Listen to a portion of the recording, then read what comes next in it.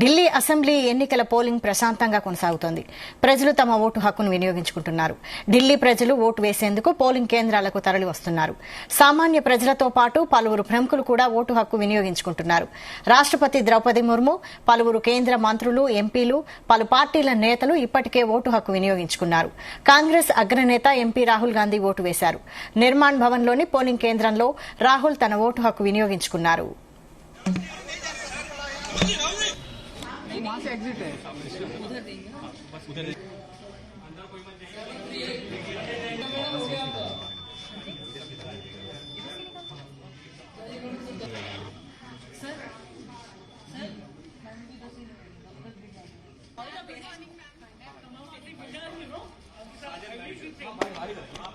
आ जाओ।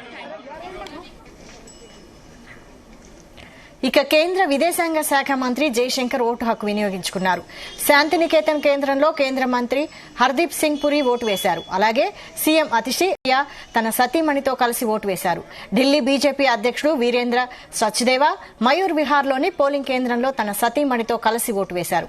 సాయంత్రం 6 గంటల వరకు పోలింగ్ కొనసాగనుంది. ఇప్పటి వరకు దాదాపు 46% పోలింగ్ నమోదైనట్లు అధికారులు వెల్లడించారు.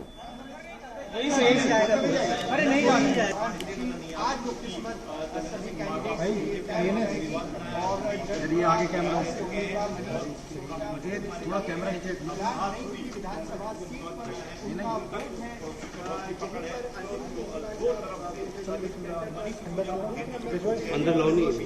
ఓవైపు అసెంబ్లీ ఎన్నికలు జరుగుతున్న క్రమంలో ఆప్ అధినేత మాజీ సీఎం కేజ్రీవాల్ కు భారీ షాక్ తగిలింది. యమునా నది విషం అంశంలో కేజ్రీవాల్ పై హర్యానాలో కేసు నమోదైంది.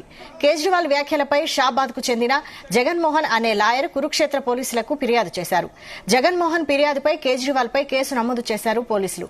యమునా నది విషయంలో అసత్య ఆరోపణలతో కేజ్రీవాల్ ప్రజలను తప్పుదోవ పట్టిస్తున్నారని ఫిర్యాదు చేశారు జగన్మోహన్.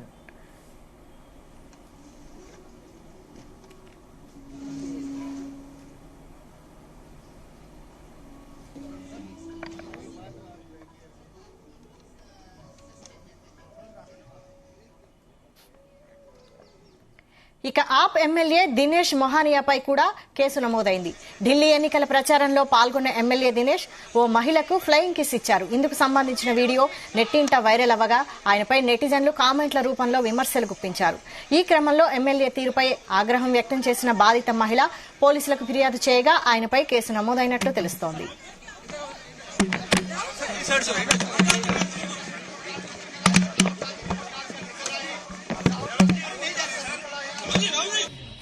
वहाँ से एग्जिट है उधर देंगे बस उधर अंदर कोई मत